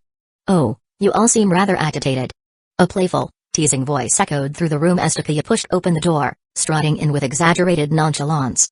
Ahem, Takuya, why don't you explain this so there's no misunderstanding? Tsunade vacated her seat to let Takuya take over. The representative's gazes immediately locked onto him, and Chio complained, Takuya, even if you're busy, surely you could have made time to explain earlier instead of sending a shadow clone to brush us off? Indeed, it was a shadow clone that had been sent. Tsunade had insisted on this, and Takuya reluctantly agreed to leave one behind. Otherwise, he would have simply sent Kushina to handle things. Well, you're not wrong. I am busy, so let's cut to the chase. Ignoring Chio's grumbling, Takuya plopped into the main seat and said, integrity, tolerance, compassion, acceptance. You didn't misread, and you're not imagining things. This is indeed the intelligence about creating a perfect Jinchuriki. Before you protest, hear me out first. Seeing Ai and Kitsuchi on the verge of losing it, Takuya raised his hand to silence them. The 2 men huffed but reluctantly turned their heads away from each other. Though they disliked Takuya, they weren't particularly fond of each other either. Let's start with integrity. Takuya spread his hands and began explaining to the representatives, this is simple enough to understand. We all know the immense power of the tailed beasts. Sealing such dangerous entities isn't easy, and many villages have suffered tragedies from tailed beast rampages over the years, haven't they? Chapter 538, Sealed Tailed Beasts Running Wild, Kurama speaks to Takuya-sama. The representative from Hidden Waterfall Village timidly raised his hand, resembling a nervous schoolchild asking a question, torn between his curiosity and the fear of being scolded by the teacher. What does the sealing of tailed beasts have to do with integrity? Shut up. When I speak, who gave you permission to interrupt? Terrified, the Hidden Waterfall Village representative shrank back, daring not to utter another word. Who said integrity has nothing to do with tailed beasts? It has everything to do with it. Tailed beasts are powerful, and if we want to harness their strength, we need to seal them inside a Jinchuriki. But choosing a Jinchuriki isn't random, integrity is a key trait connected to them. Are you referring to the Jinchuriki's personality? By this point, no one was calling Hidden Leaf Village a fraud anymore. They were all quietly listening. Of course, questions during the explanation were natural, except for the Hidden Waterfall Village representative, who had been frightened into silence. Exactly. Takuya nodded in response to Chio's question but added a warning, don't interrupt me again. Wait until I've finished speaking. If you have questions, ask then. Otherwise, figure it out on your own. Chio. Fine. You win. I won't ask anymore. Chio was fuming. She hadn't expected Takuya to show no respect for Hidden Waterfall Village, nor for herself. Seeing this, Kitsuchi, Yagura, and the others, who also had questions, chose to sit quietly, deciding to wait until Takuya was done.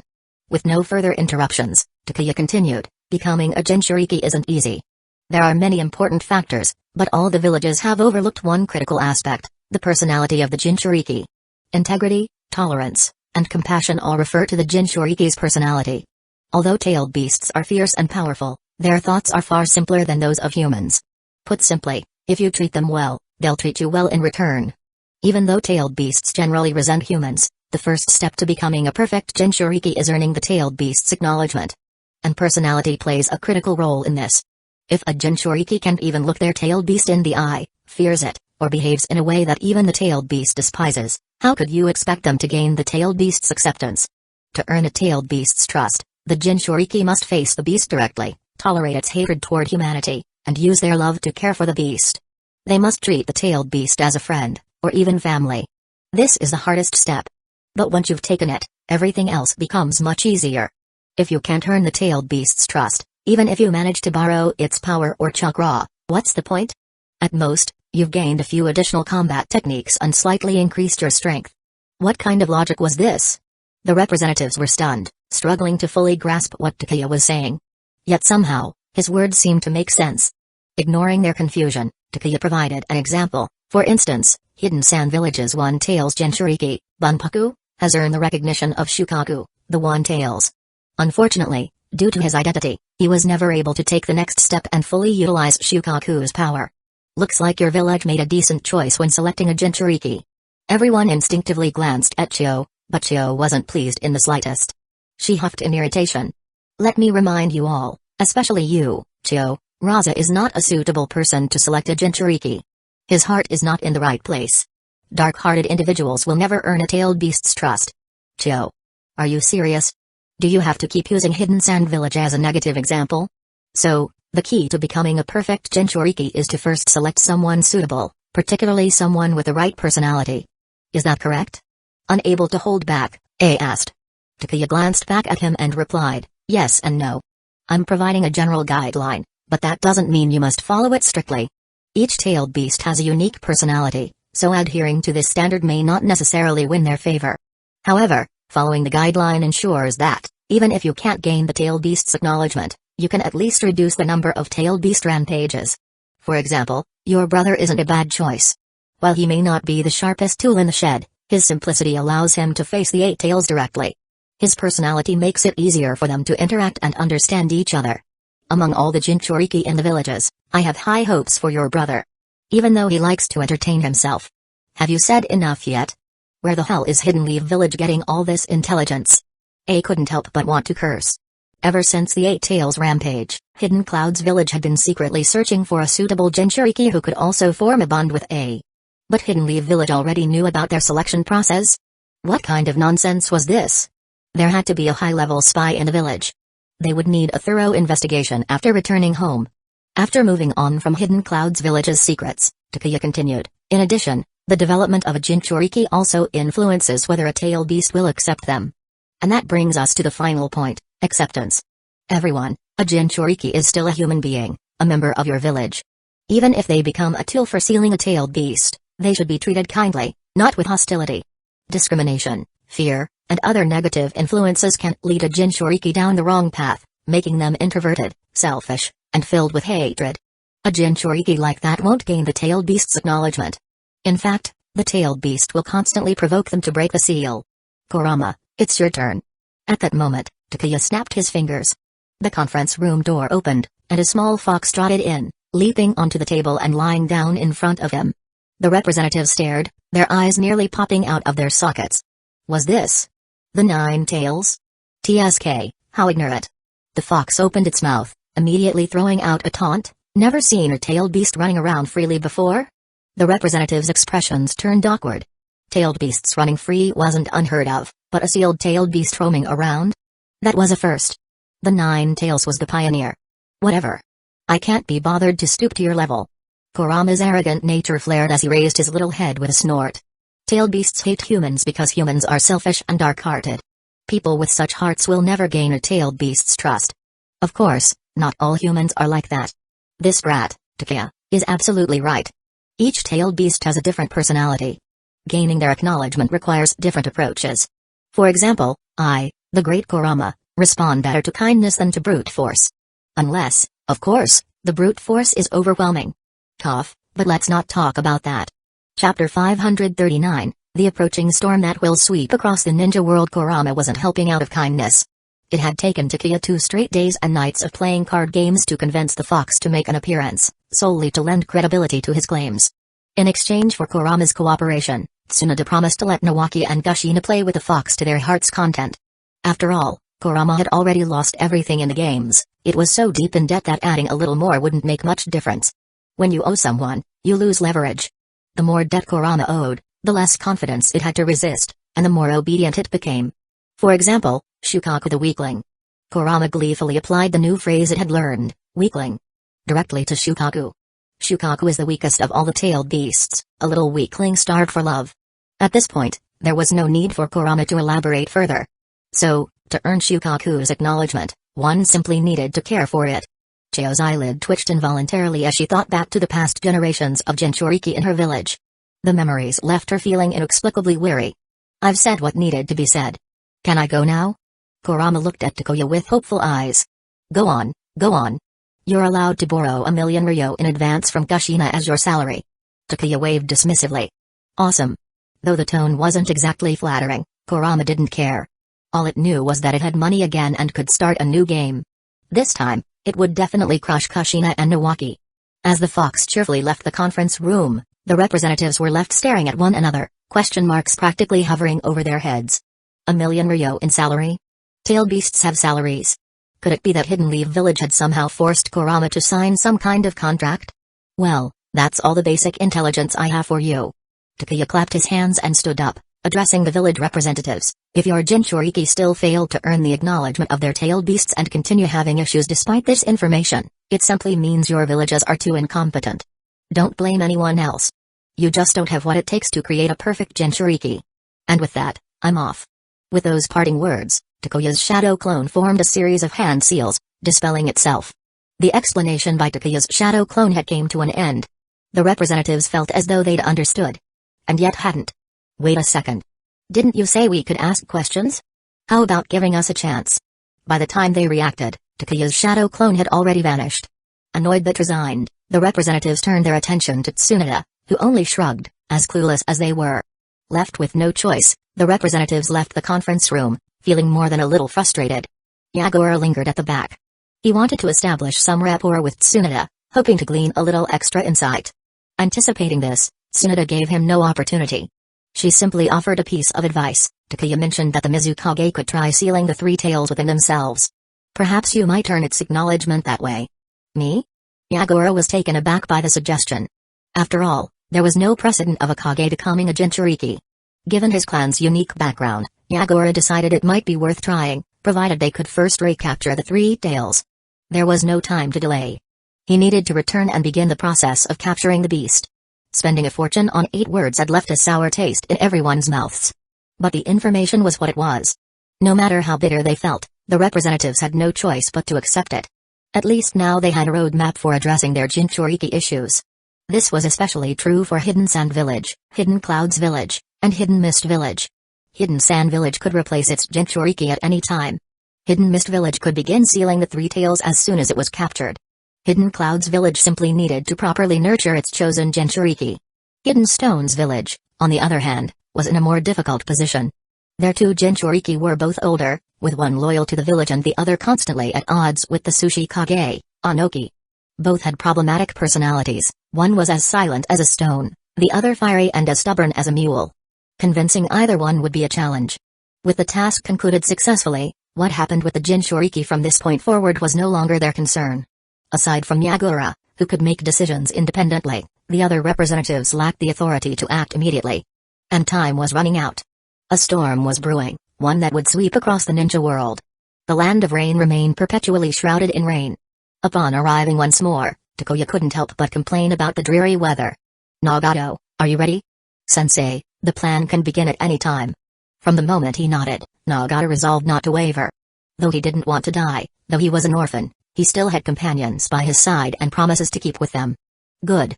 Takuya tossed a piece of firewood into the flames and said, once the news about the Rinnegan spreads, the land of rain will become the epicenter of a storm that will engulf the entire ninja world. At that point, all hidden enemies will be forced to reveal themselves. Nagato nodded calmly. He was prepared to be swept into the eye of the storm.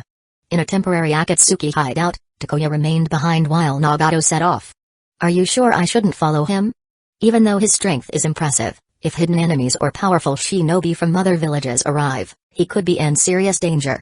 Minato had assumed Takuya would have him shadow Nagato to ensure his safety, but instead, he was told to stay behind. There's no need, not yet, at least. Shaking his head, Takuya explained, the hidden enemies won't kill Nagato. To them, he's an important tool. They won't discard him unless absolutely necessary. As for shinobi from other villages, anyone entering the land of rain will be here for the Rinnegan. If you follow him, the risk of exposure increases, and the blame will fall on Hidden Leaf Village. Takuya's plan was to stir the waters, forcing hidden threats to surface, not to make Hidden Leaf Village a target. That's why he had chosen to remain undercover in the land of rain. I can't move freely right now. Take 2 others with you to Hidden Rain Village and keep an eye on who enters and leaves the village. You mean Danzo? Yes, Danzo. That old schemer has disappeared into the land of rain. Though he's nowhere to be found now, I'm convinced his objective is Hanzo and Hidden Rain Village. Given Danzo's cautious and self-preserving nature, he wouldn't act alone. The most likely scenario was him attempting to ally with Hanzo to stir up trouble. Danzo knew that if his movements were exposed, relentless pursuit would follow. Thus, he needed a suitable ally to help him hide his tracks and gather the resources he required. While Orochimaru had abandoned his experiments, Danzo wouldn't. He refused to let his broken body hold him back. Leading 2 squads of Anbu into the Land of Rain, Takuya's main goal was to root out Danzo. Though the Second Shinobi World War had ended long ago, the war-torn Land of Rain had yet to recover. It remained a haven for rogue ninjas and wanderers. The hunt was on. Chapter 540, Eliminating Rogue Ninjas. Nagato's Rinnegan revealed in the original timeline, the Akatsuki rose to power so rapidly that they possessed enough strength to purge rogue ninjas and wanderers from the Land of Rain. However, due to Takuya's interference, Nagato, Hueco, and Konan's development was slower, and the Akatsuki didn't grow as formidable. Their connection to the daimyo also limited their ability to handle certain matters openly. As a result, the Land of Rain was still teeming with rogue ninjas and wandering shinobi. The Akatsuki wanted to clean them out but lacked the capability. While Hidden Rain Village could have dealt with them, Hanzo, having lost his sharpness, was unwilling to take action.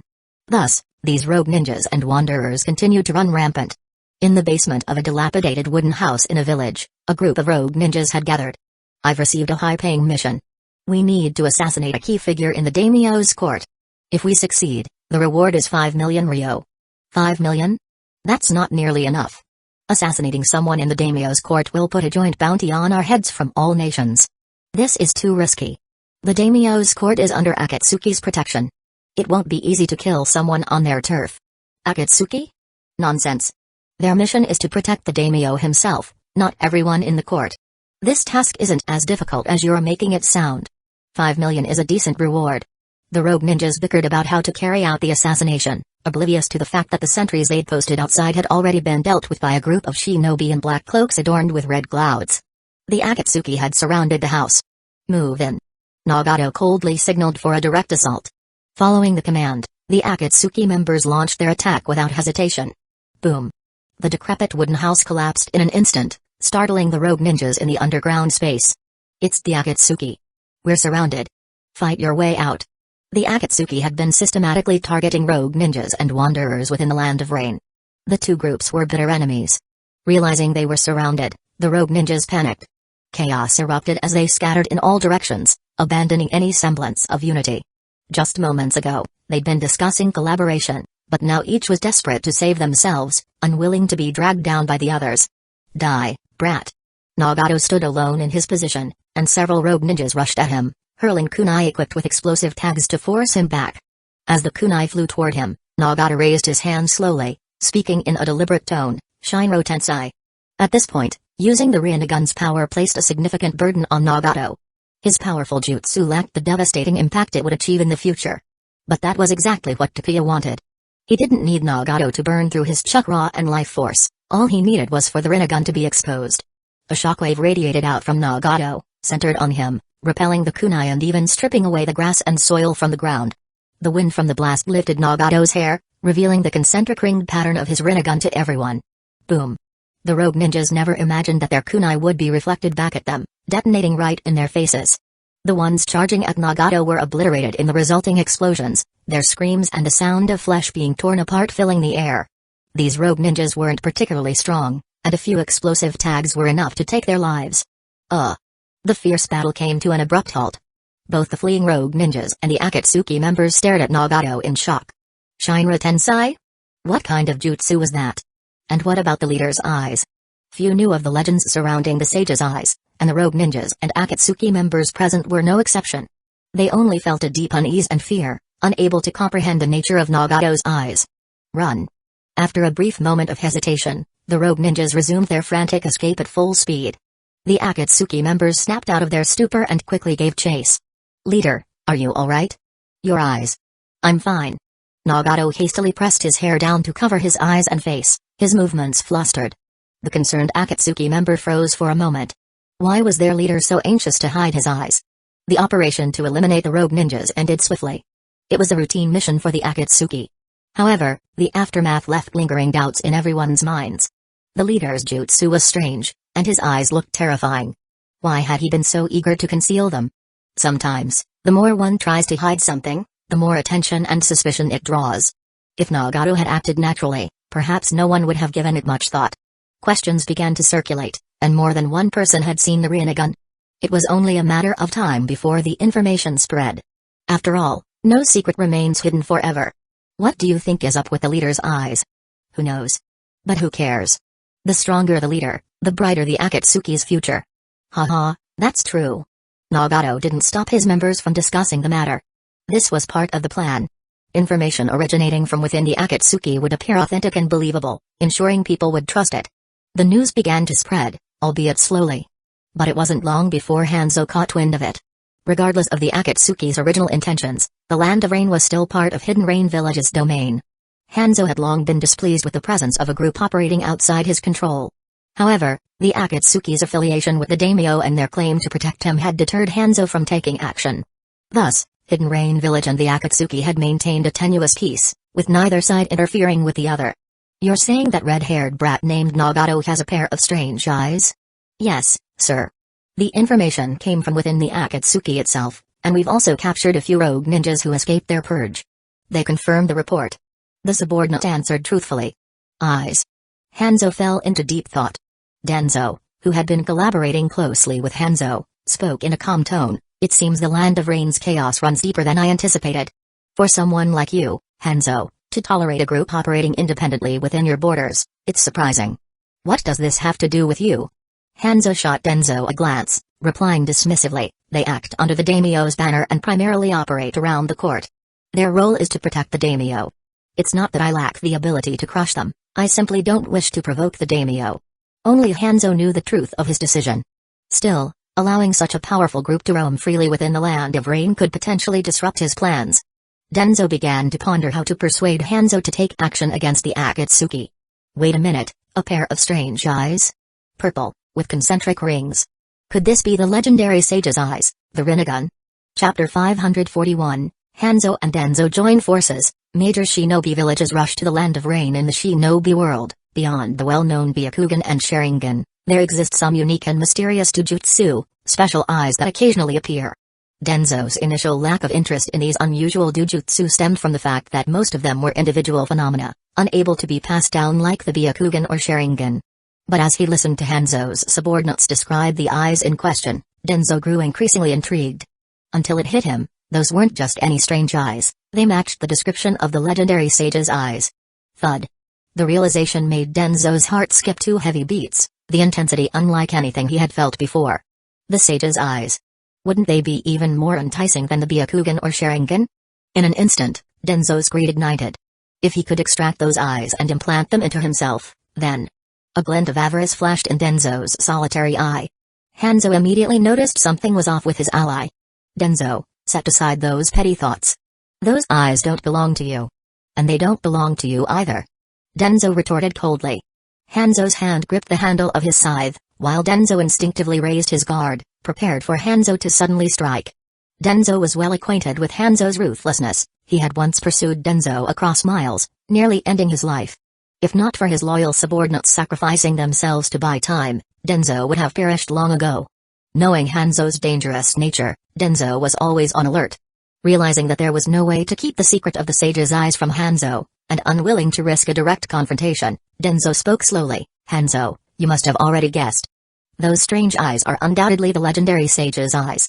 But aren't you curious how a brat from the Uzumaki clan came to possess them? Hanzo didn't release his grip on his scythe. Danzo continued, if this information has reached us, then spies from other villages have likely uncovered as well. It's safe to assume that the 5 great shinobi villages are already aware of the sage's eyes. Once they take an interest, the Land of Rain will undoubtedly become a battleground once more. Damn it. Hanzo's expression darkened as he cursed under his breath. He didn't need Danzo to spell out the implications, he could see the writing on the wall. The sage's eyes. Who wouldn't be interested? Hanzo desired them. Danzo desired them. And the 5 great shinobi villages would certainly stop at nothing to seize them. We need to join forces and secure the person with the sage's eyes before anyone else does. Weighing the pros and cons, Hanzo decided to compromise and propose a temporary alliance with Danzo. Together, they would capture Nagato.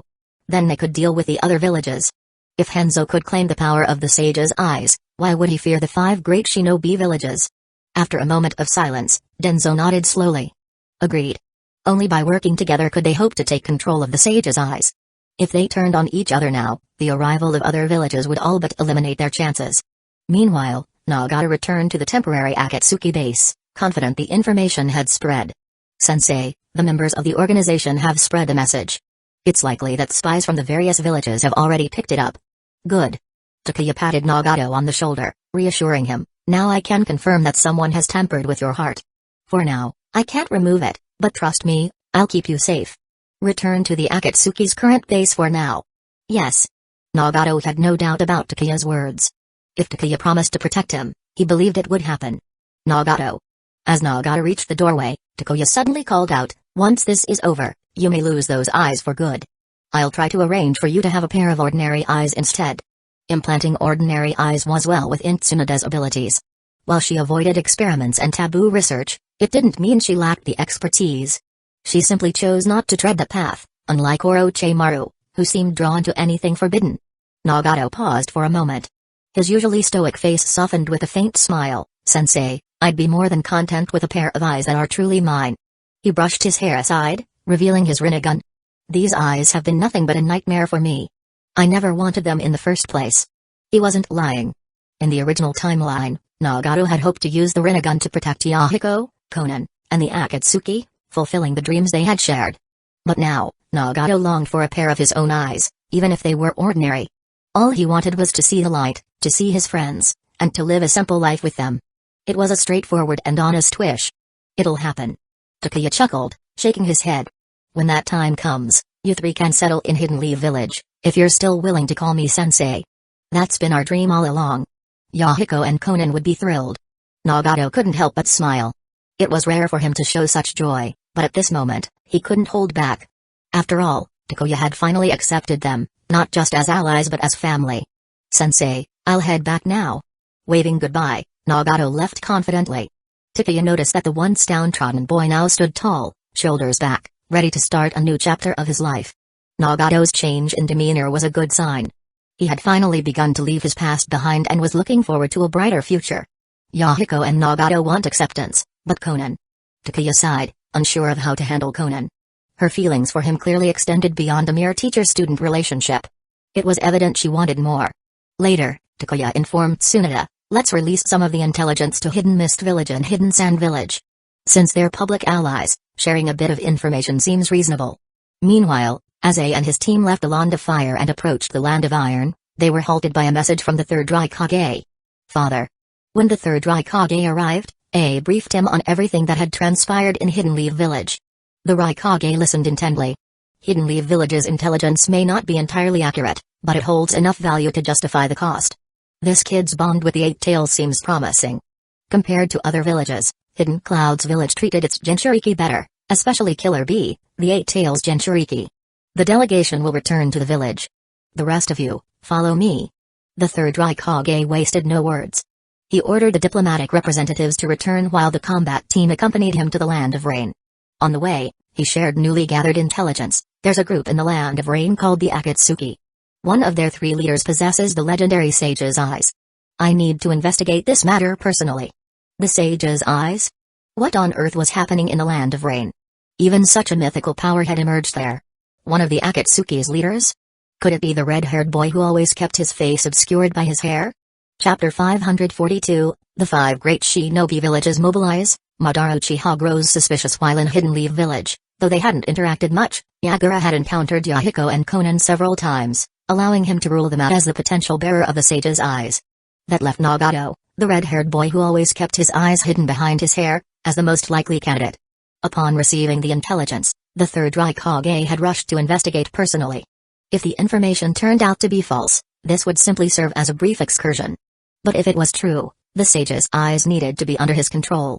Among the 5 great shinobi villages, Hidden Cloud's village had the most aggressive approach to power acquisition. Even if the lead was faint, the Third Raikage wouldn't let the opportunity slip by.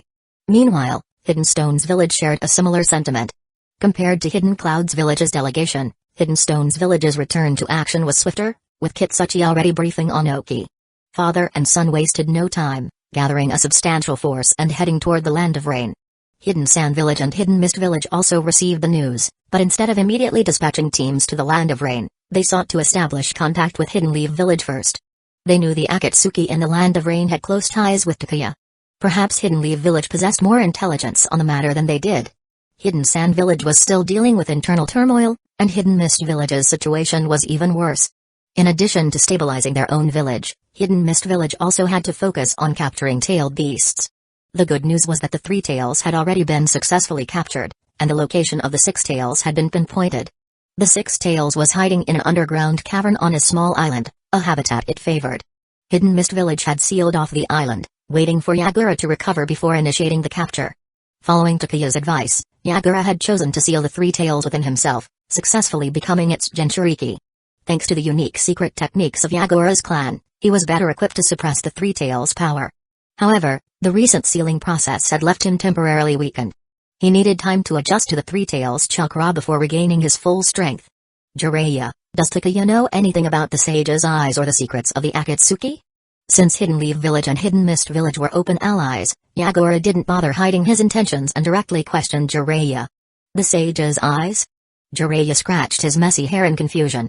Helping Hidden Mist Village capture tailed beasts had been exhausting enough, and he had no knowledge of the Sage's Eyes. Jiraiya doesn't know? Yagura found this odd.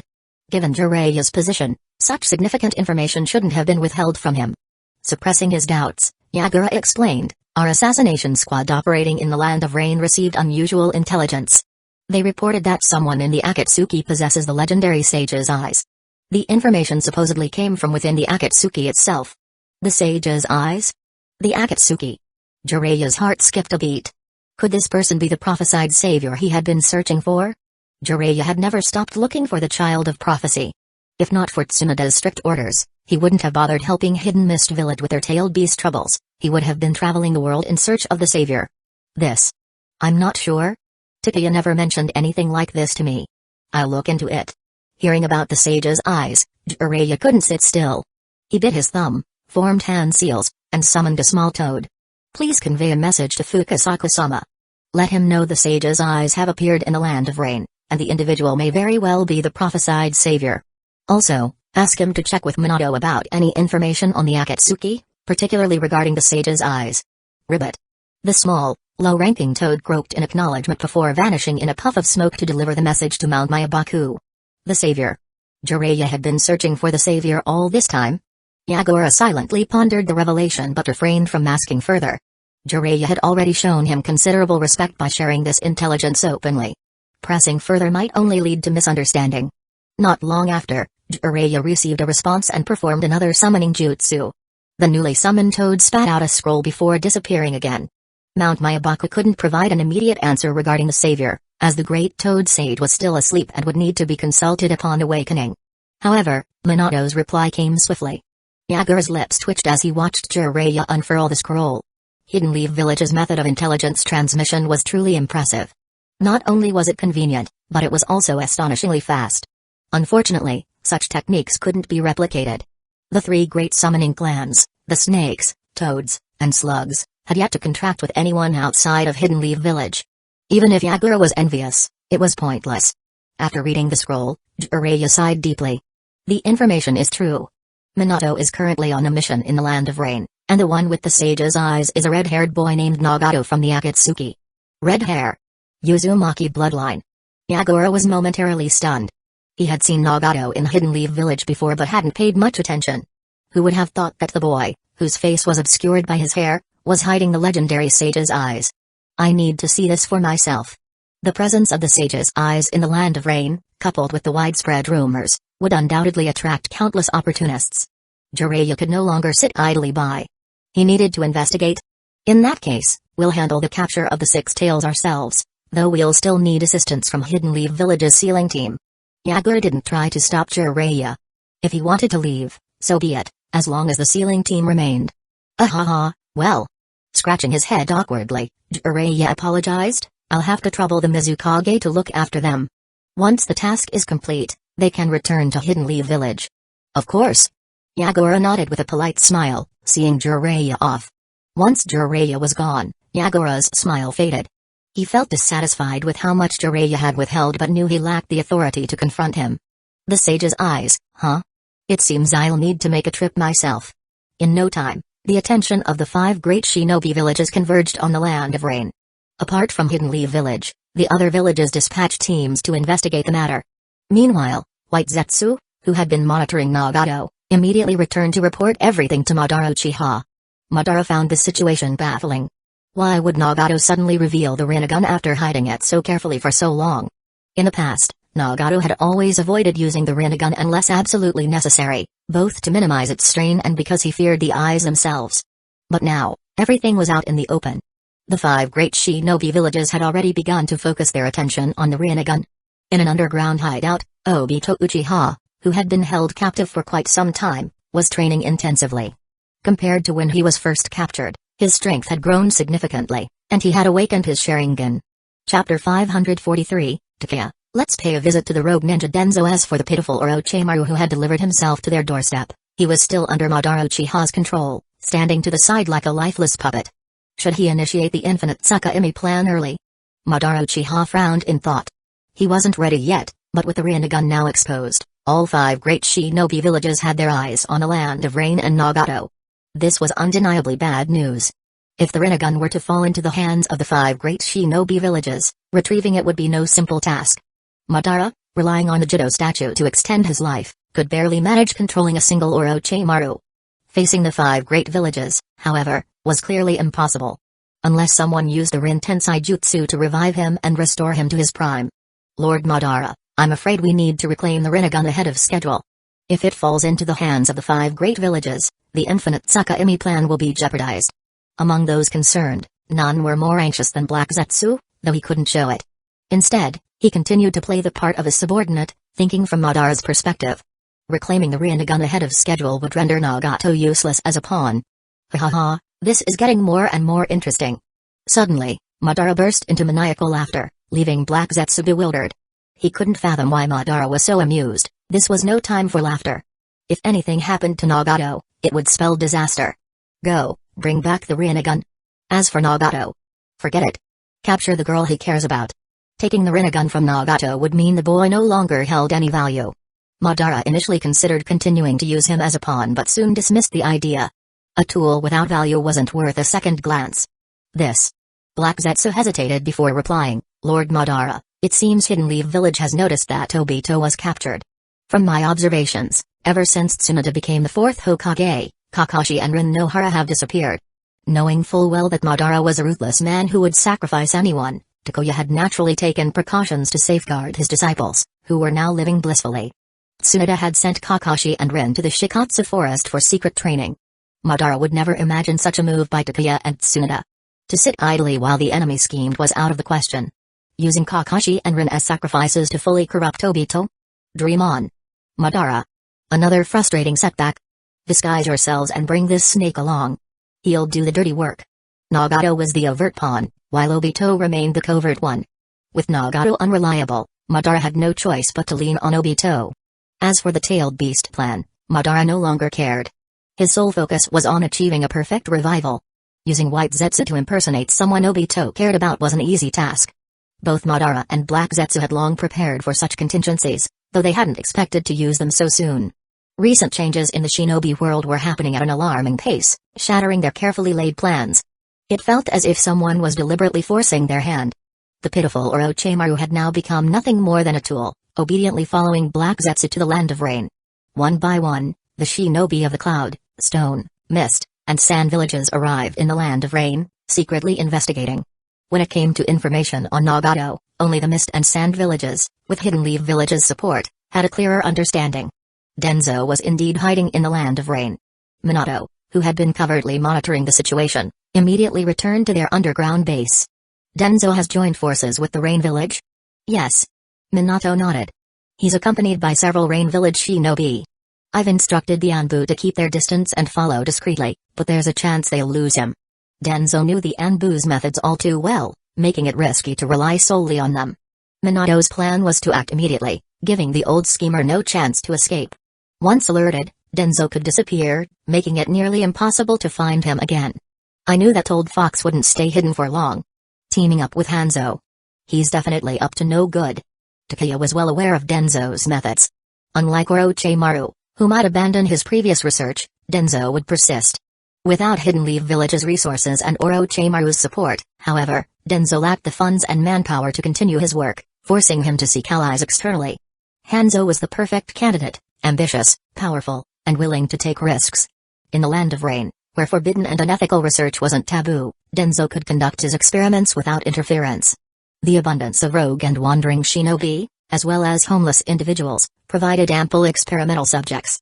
It was likely that Danzo had already set his sights on Nagato. Reflecting on the events of the Third Shinobi War, when Danzo and Hanzo had conspired to set a trap for the Akatsuki, Takuya was certain this situation wasn't as simple as it appeared.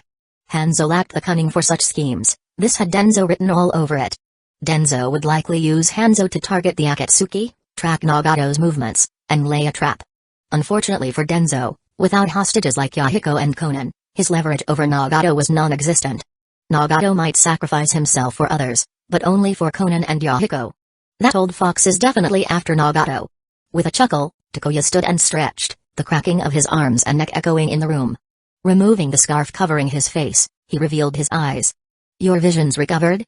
Minato looked at Takuya's eyes in surprise. "More or less." This period of recovery had been frustrating. Though Takuya's exceptional sensory abilities allowed him to live and fight without relying on sight, it couldn't entirely replace his eyes. He had grown impatient with the blindfold. "Pack your things. We're heading out to pay a visit to the esteemed Lord Danzo." "Yes, Lord Takuya." The Anbu, ignoring Takuya's sarcastic tone, focused on their orders. They were mere pawns in a game far above their level, and with Danzo now branded a traitor, their only task was to obey. "Oh, by the way," Minato suddenly said, "Jiraiya-sensei asked me about Nagato. I told him everything, and he's decided to come to the Land of Rain. Based on the timing, he should have arrived by now. Leave him be. Jiraiya wasn't here on a mission but to search for the so-called savior. Unfortunately, his savior was more akin to a ticking time bomb. If he wanted to search, so be it. For now, the priority was eliminating Danzo and further muddying the waters. Drawing the attention of the 5 great shinobi villages to the Land of Rain would force Madara Uchiha into the open. Chapter 544, Mastering the Route and Cutting Them Off. With the arrival of the shinobi from the great villages, the situation in the Land of Rain was becoming increasingly chaotic. Takuya needed to deal with the troublesome Danzo before things spiraled out of control. Danzo could never have imagined that Takuya had already sent people to keep an eye on the Rain village, waiting for him to reveal himself. After forming an alliance with Hanzo, Danzo led the Rain village forces to capture key members of the Akatsuki, intending to use them to threaten Nagato. This kind of scheme was something Danzo excelled at. Other than Nagato, Yahiko, and Konan, the strength of most Akatsuki members was mediocre. Capturing them didn't even require Hanzo's involvement. Danzo took this task upon himself. The mission went smoothly. Several members of the Akatsuki were quickly captured. Under brutal torture, some of them broke and revealed Nagato's hiding place. Having obtained the intelligence that Nagato was hiding in a secret base, Danzo was quite satisfied with his plan. His next move was to capture as many key Akatsuki members as possible to coerce Nagato into submission. Under Danzo's leadership, they soon located Nagato's hideout. The Rain village shinobi began to regard Danzo with a mix of respect and fear. Meanwhile, Takuya and Minato, along with another squad of Anbu, regrouped with the team that had been tracking Danzo. Lord Takuya, the rogue ninja Danzo has captured several members of the Akatsuki with the Rain village's help. They are currently preparing to return to the Rain village. Coercing Nagato was too dangerous a task for Danzo to handle personally. He needed Hanzo to take the lead. No one could be sure of Nagato's true strength before he went all out. If Nagato turned out to be a paper tiger, it would be manageable. But if he went berserk, Danzo would be in deep trouble. Even with his ambition and desire to claim the Rinnegan, Danzo wasn't foolish enough to risk his life recklessly. He needed Hanzo to act as a shield, just like in the original timeline when he coerced the Akatsuki. If the plan succeeded, great. If not, Hanzo would take the fall, and Danzo could retreat safely. Understood. Await further orders. Takuya instructed. Snowy, it's your turn. Tasks like surveillance were best left to experts. Snowy's capabilities in this regard were unparalleled. His exceptional disguise skills and unmatched sensory abilities made him the perfect choice. Upon receiving his master's order, Snowy vanished in a flash, disappearing without a trace. The Anbu exchanged glances, stunned. They were well aware of Snowy's strength, but his speed and stealth were beyond what they had imagined. Finding shelter in a nearby cave to escape the rain, Takuya waited patiently. Once Snowy determined Danzo's route back to the Rain village, Takuya and his team could ambush him without wasting time running in circles. Oh, by the way. Takuya suddenly remembered something, turning to Minato. How's your progress with learning Sage Mode at Mount Mayabaku? Minato, despite his sunny demeanor, was quite cunning. Though he often claimed to lack talent, the truth was quite the opposite. A warm smile could easily conceal a sly heart. Minato mastered everything quickly. In the original timeline, he mastered Sage Mode and the Nine Tails Chakra Mode with ease, abilities others couldn't even dream of. Yet before revealing his skills, he always played dumb, scratching his head and grinning sheepishly. I haven't started yet. Minato replied with a squinting smile. Fukasaku said my abilities are still improving rapidly, so I shouldn't rush into Sage Mode training until I hit a plateau. And learning Sage Mode is tough and dangerous. Minato added, feigning hesitation. I'm worried I might not get it. TCH. Like I'd believe that. Takuya rolled his eyes. He wasn't buying a word of it. Show off. Takuya muttered. Learning Sage Mode at Mount Mayabaku might be dangerous, but at least you have the opportunity. Look at Nawaki, he doesn't even dare step into Ruchi Cave, let alone consider Sage Mode. At least Minato had the chance. Nawaki was in a far worse position. He couldn't enter Ruchi Cave, and Shikatsu Forest. Well, the giant slug had shown no intention of teaching him Sage Mode, even if he was Tsunoda's younger brother. As for the reason? Simply that Nawaki wasn't suited for it. What a high and mighty excuse. Ha. Minato laughed awkwardly, scratching his head. His chuckle soon turned mischievous. Speaking of Nawaki, he's been really down lately. His little crush hasn't gone anywhere, and your words last time hit him hard. Takuya coughed and turned his gaze to the gloomy sky, trying to sound righteous. That was for his own good. Really? Minato blinked innocently. Takuya sighed. Fine. The kid's a bit mouthy, but it's better to cut things off early. If the other party isn't willing to marry outside their clan, what can you do? Even if Tsunoda stepped in, it wouldn't make much of a difference. It's not something you can force. He'll just have to accept his fate of being set up for an arranged marriage. Enough about him. What about you? Still hiding things? When are you going to come clean and introduce her to us? Caught off guard, Minato blushed. When it came to romance, he was surprisingly shy. It's still too early for that. Maybe in a few years. By then, you'll probably show up with kids in tow, Takuya thought, shaking his head. Where's Pikura? Takuya asked, changing the subject. I sent her to buy supplies. We'll be staying in the land of rain for quite a while, so I asked her to stock up. I'm not eating ration bars and dry food every day. Master, I've confirmed the old man's route back. At that moment, Snowy's voice echoed in Takuya's mind. The time had come. Move out. Takuya ordered. Without further explanation, he stepped into the rain, umbrella in hand. Minato hesitated before quickly following, the Anbu trailing behind. Takuya was the only one with an umbrella, everyone else was drenched. Watching Takuya's back, Minato realized his mistake. Forget an umbrella, he should have at least brought a raincoat. What a miscalculation. Marching through the rain to complete a mission was no easy task. Danzō, having captured his targets without leaking information, was extremely pleased. Noticing the respectful and wary glances from the Rain Village shinobi, he felt even more satisfied. This proved his capabilities had earned their recognition and fear. Danzō didn't believe in being approachable or kind, he wanted distance and respect between ranks to better control his subordinates. Of course, he also used less than honorable methods of control. Danzō trusted no one. The Akatsuki members had mostly been captured. Leading the group and their prisoners, Danzō took a secret route back to the Rain Village. Huh? As they crested a small hill, they saw someone standing with an umbrella at the base, blocking their path. Danzō immediately stopped. The Rain Village shinobi accompanying him hadn't expected to encounter anyone along the way. What was even stranger was that this person seemed to be deliberately blocking their path, standing there with an umbrella as if waiting for them. Danzō, long time no see. When the figure slightly lifted the umbrella to reveal his face, Danzō's single eye widened in shock. Takuya Yagami? How is this possible? His whereabouts had been exposed. This was bad, dangerous.